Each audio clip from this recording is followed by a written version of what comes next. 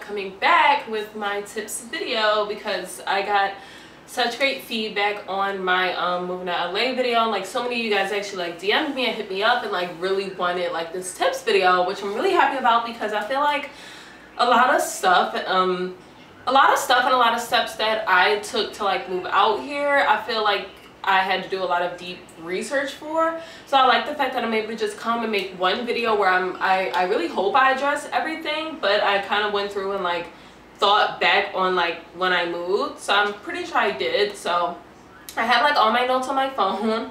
I really hope it's not all over the place. I feel like everything's kind of straight to the point. So like I said, when I finally woke up, it was like, hey, I'm ready to move, like I'm gonna do this. I did nothing but research, like from sun up to sundown. The only time I really wasn't able to was when I was at work, but even on break I researched. So that's kind of like a lot of what I did. That's what you have to do because like I said, everybody's process isn't the same. So my #1 tip is to research religiously. Like I said, if I was able to do it within a month, because I went to LA the end of February, March, April. I went to LA the end of February, and that's when I came back, let's say like the 26th or something like that, like the 28th or something of that nature. And then I'm trying to really think back. Yeah, whatever. Okay, so when I went to LA, came back, then Chanel and them came back and stayed for like a month or something like that. When they left, I was so upset and I just couldn't get out that funk. That's when I decided I was going to move. So it took me from the end of March, all of March. Actually, it took me all of March, maybe like 3 weeks of March to like research and stuff. So the first thing, of course, I had to concern myself with was a job. I actually looked at that before I looked at roommates, looked at apartments. The first thing I searched for was a job. So luckily for me, I was able to transfer with the company I was working with. So if you have a job right now or anything of that nature, try to see if they have a location out in Los Angeles. Like, see if you can go through that transfer process. Other than that, it's not a necessity. It was just one of those things where like I knew I needed a job where I got out here, but like I'm not even with the company anymore just because it wasn't the same when I moved out here as it was back home, which was kind of bittersweet. But you don't need to transfer, because the job that I ended up with and the job that I ended up staying with wasn't the company I was already working with. It was a job I found. And my biggest search engine for jobs is Indeed. Indeed.com. You're able to search by location and like, you know, you can specify what you're looking for: full-time, part-time, hostess, front desk agent, whatever you're doing, you can specify it on Indeed. And I feel like it gives you a lot of options personally. Like, that's how I found like most of my jobs, is through Indeed. So I definitely recommend that, like checking Indeed out. And another thing that I recommend, but you have to be smart. I believe in you guys. It's probably not the best tip, but you know, whatever, I'm gonna be honest, I'm gonna be straightforward. I finessed my resume, and I was always working in the hospitality industry, but back home I worked at a restaurant in a hotel, and I was with them for a year. Love the company. I miss all my coworkers, all my friends, I miss you all. But I was with them, but I was a hostess. But I still had that hotel experience from that point. Like, we were all a family there, so I knew the front desk agents and the concierge and everyone from all these different departments. So I already had an idea of, okay, this is kind of what the hospitality industry is about, and this is how a hotel works. So when it was time for me to move out here, I changed my resume and I said that I was a front desk agent there. Or I said I started out as a hostess and then I moved to a front desk agent. Of course, you're gonna have people saying, oh, you shouldn't lie, blah blah, but like sometimes you gotta do what you gotta do, okay? Like, and that's what I did, and that's how I got my front desk agent job out here. Because how I think is like they're gonna train you regardless of if you have the experience or not, but it helps to familiarize yourself. Like, if you've never worked in a hotel, don't go and say, oh yeah, I've worked in a hotel, because then they may hit you with some shit that you're not educated on because you've never worked in a hotel. I guess it's kind of different if you have someone that has worked in a hotel that can kind of give you some like tips or like stuff to look out for. But even then, that still makes me nervous. Like, you know, I've been able to finesse my resume on like retail jobs because retail is fucking retail, and most of the time it's the same shit. So I've been able to finesse that. Like there's just, you, like I said, you gotta do what you have to do. So that's how I got my front desk job out here, because I kind of finessed my resume and said I did it before and I knew the software that we use back home, and like I asked like the front desk agents at my job back home like for some tips and like what software they're using, things like that, so I wouldn't be hit with any curveballs when I came out here, which I wasn't. It helped. So yeah, that's something if you got to whatever, because that's what I did, and like I said, that kind of helped me get my job and like my interviews and stuff like that. So that's another thing that I did. I'm not going to say that's something I recommend, but if you would like to do it, why not? But that's something I definitely did. And another thing that I'm actually going to start doing while I'm out here, but I kind of wish I already had this process going before I moved, was WAG or Rover. And I know you guys have probably seen advertisements for WAG. Rover is basically the same thing. It's kind of like how Uber is to Lyft. And you make money from walking dogs or babysitting dogs or like watching dogs in your house. Like you make money from that stuff. I'm not going to get all into it. If you want to check their websites out, like all this stuff will be below, websites, everything. You can make really decent money from that if you do it full time. Like that's what I want to start doing. I want to start doing WAG and Rover just for the extra money, because I love dogs, I love animals, and if I can walk them every day and be around a different dog every day, that'll warm my heart. So if you are interested in that, definitely check that out for extra money. And if you have a car, Uber or Lyft, of course, for a job. It makes me wish I had a car to do Uber or Lyft, but then half of me just doesn't, because I just don't want to pay for a car. So something else I want to talk about is I guess we can move on to apartments and roommates. So of course the easy engines for apartment searching is apartments.com. Apartments.com. I can't think of any of the other mainstream. I guess like Zillow would be one. I like Zillow a lot because it gives you I don't know, I just feel like apartments.com gives you like those like high-end type apartments, where Zillow gives you like different houses, just like different options. Like I don't know how to describe it, but like Zillow I feel like gives you cheaper options. Hot Pads gives you cheaper options. Craigslist, even though I really didn't find anything on Craigslist, I can't talk. Even I didn't find anything on Craigslist. I have heard a lot of people that have found great apartments through Craigslist. Like I said, it's situational.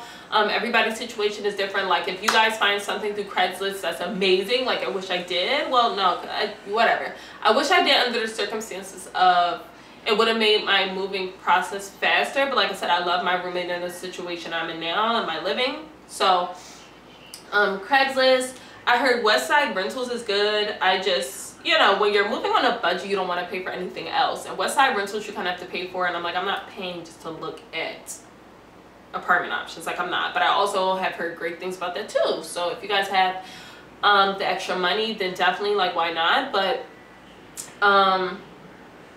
those are like the search engines that I would recommend. But how I found my roommate, which is I feel like a hidden gem. I didn't know this until I watched like people's moving to LA videos, like this shit you don't see on Google. Facebook groups. I cannot stress it enough. All the Facebook groups that I'm joined to will be below. I cannot stress this enough. Sublets, roommates, sharing rooms, renting out someone's apartment, anything of that nature you can find on Facebook groups. You can look up LA housing or LA roommates, like that's what I did. But like I said, I'm going to give you guys the key to the streets, and all of the groups I'm specifically joined to that help me will be below. And if you find any other groups, of course, you're more than welcome to join as many as you'd like. But that's how I found my roommate. It's really just a lot of regular people. Of course, you have your scammers, so be careful. I can't stress something enough with this process is be careful, be smart. Don't hop on something that just seems great off the bat. If you find somebody that has an apartment but wants you to put money down off the bat, don't do that. Don't just settle for pictures, because you can find any type of picture on the internet. My biggest thing when I was looking for apartments on that group, and if someone hit me up or if I hit them up, I need to see a video. If I can't come out there and physically meet you, I need to FaceTime you. I need to see a video with you in it, you that's in this profile picture. I need to see a video of you in it showing me this apartment, everybody that lives in this apartment or something like that. Like that's what I needed if I couldn't physically meet you. If not, you're not getting my money. Like you're crazy. So don't be stupid.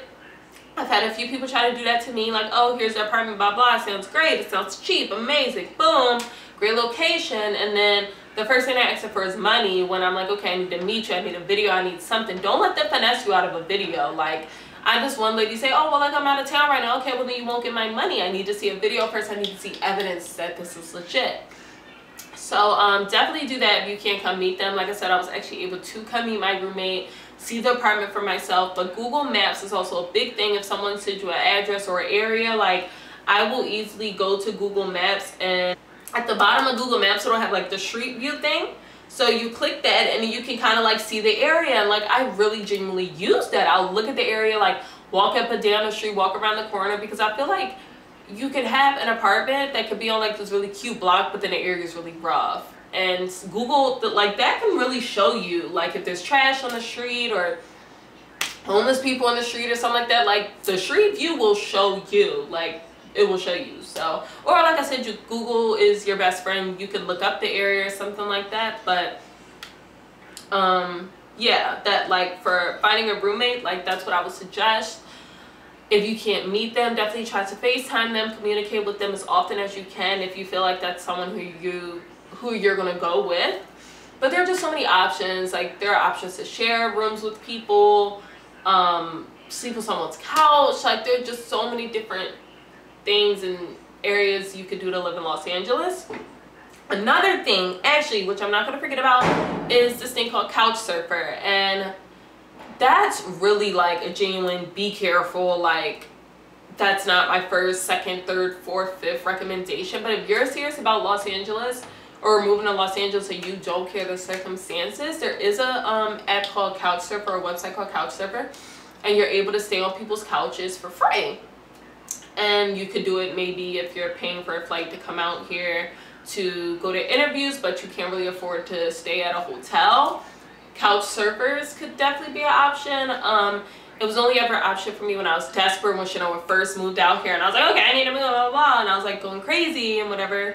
I looked at that, and it's really just about safety. Like, you really gotta have trust in people to just sleep on their couch, and I'm a female, so it's harder, I feel like, for us. For as guys, I mean, no, their safety, guys' safety is important too, but you guys don't have boobies and like whatever. You guys just don't, it's just different, but you get it. Like, it's just different sleeping on somebody's couch opposed to a female sleeping on somebody's couch. Even if that's your friend, like, I just don't feel comfortable sleeping on somebody's couch at all. So that's an option. It's free. Airbnb, of course, don't forget about Airbnb. Anyone could use Airbnb. I know when I was kind of desperate, I was definitely checking Airbnb to see how much it would be to rent out an apartment for a month. So definitely check that out. That's definitely an option for you guys. Next, we're going to talk about areas to live in. I currently live in the Valley. I live in Valley Village specifically, and I'm right near Studio City in North Hollywood. I would recommend all these places that I'm naming: NoHo, Studio City, Burbank, Glendale, Valley Village. Northridge is nice. It's just kind of farther up in the valley. West Hollywood, I don't really recommend living in Hollywood itself, because Hollywood itself is rough. Everything that glitters isn't.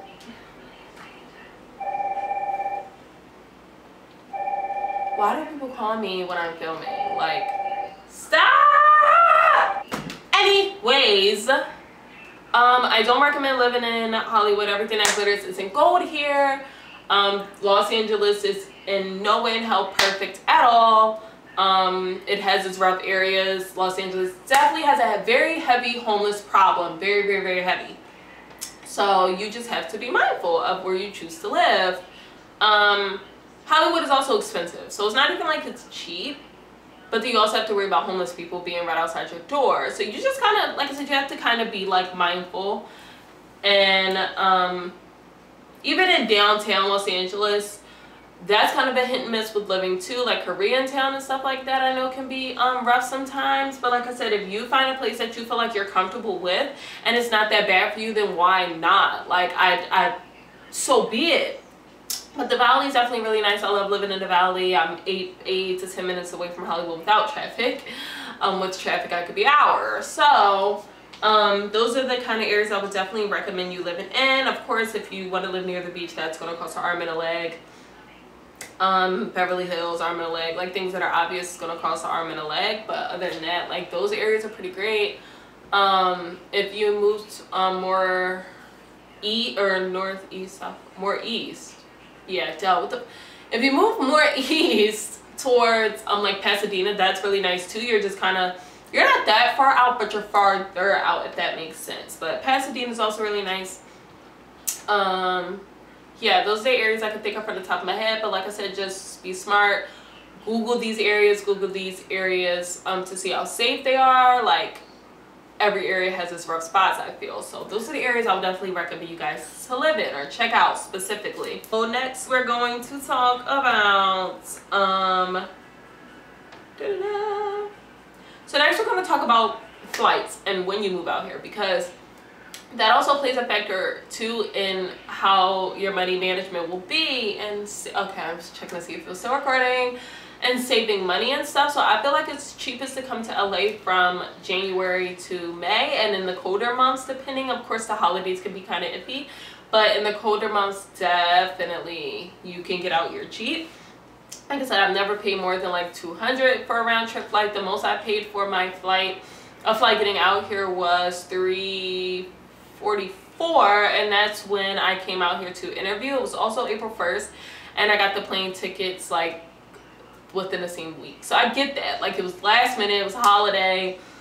It was just last minute. I understood it being expensive, so I was just like, fuck it, whatever. I have to interview, like I need to meet my roommate, I don't care. Other than my flight getting out here specifically was $190, and I paid $88 for my bags because I had three bags that I paid for, and then my actual backpack itself was free. It was like complimentary. So $190 one way, that actually really wasn't bad. To pay for 3 bags, like, you have to be mindful, also pay for 3 bags. The ticket itself was $83, like literally only $83. So that was nothing. So I also always flew Spirit. Like I said in my moving to LA video, I never have had a problem with Spirit. I'm also signed up with Spirit's $9 fare club, which helped me because you get a discount on like bags and like flights and stuff like that. So be mindful of that too. $9 fare club is $60 to get started. So for me, that's really not that bad to get like a bunch of discounts and discounts on like your bags and stuff like that. That's nothing, and it helped me on the end. It helped me save a lot of money just to spend a one-time fee of $60, and I also spent that $60 back in November. So it's not like I had to come out of pocket in the midst of me like moving. It was already done and paid for, so I definitely recommend that. I also recommend, if you have a car, just drive over. Like, I kind of wish I had a car. I wish I could have taken that road trip because I feel like it would have been beautiful. But if you have a car, drive. Like, I'm not against that. I feel like that's super smart. You're saving. Shipping your things out may be expensive, so that's why this video, I feel like, is more, it's for everybody. But like I said, it's not like I was moving out of an apartment and I had furniture or anything back home. All I had was bags and shoes and things of that nature, and like my toiletries and hair stuff and things like that. I didn't have any furniture to worry about, so be mindful of that as well. Shipping your items out here may be expensive. The only stuff I'd probably need shipped out is like shoes and like more clothes from back home, because I really only packed summer stuff because I came in April. But I still have a jacket here. Like, I brought my North Face jacket with me because it gets freezing cold in LA at night. I brought sweatpants with me, things of that nature, so it's not like I only have dresses and like short summer stuff. Okay, so transportation when you get out here, like I said, you don't have to worry about having a car, because I get around. Just be mindful of the places that you choose to live and where you choose to work, or where you get a job, because you don't want to be living all the way in the valley and work all the, well, because I live in the valley. I live in the valley, and it's easy to get into the city because I'm near a train. So I'm also mindful of that. I'm near a train. So that's how I get to work. And one way here, it's $1.75, which is nothing. Like, back home it's like $2.50, and a transpass here is, I just don't know why people don't want me to make this video. Stop. And the transpass here is $25, so that's what I've been getting. So I have like unlimited rides on the bus, the train, X, Y, and Z. But it's only $1.75. So that I would be very mindful of. You can get around the city, just all depends on where you're going and where you live.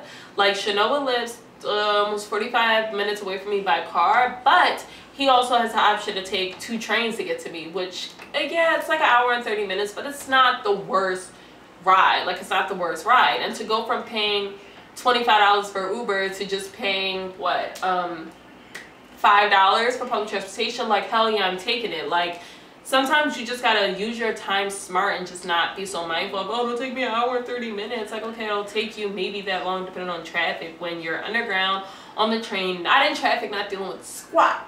So be mindful of that. Public transportation here isn't the worst. If you're from New York, Philly, any place that has efficient public transportation, it's nothing to you. But if you're not used to public transportation, then that may be an issue, so be mindful of that.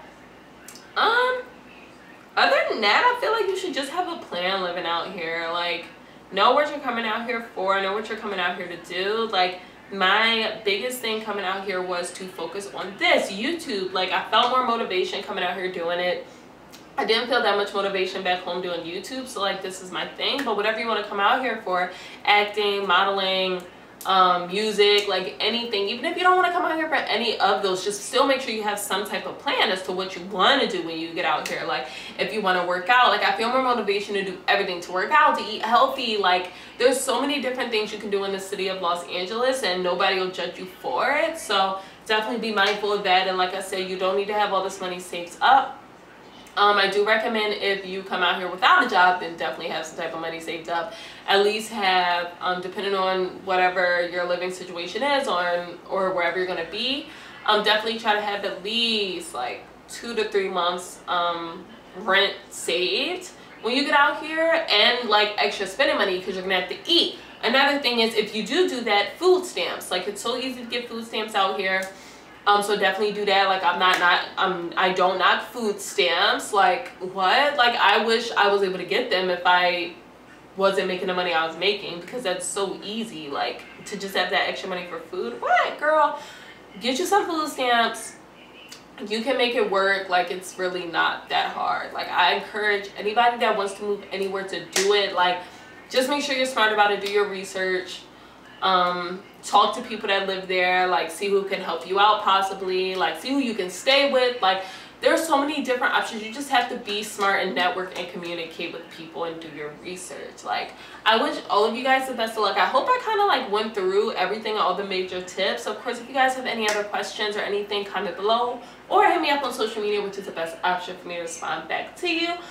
So yeah, thank you so much for watching. Thank you so much for even caring enough to pay attention.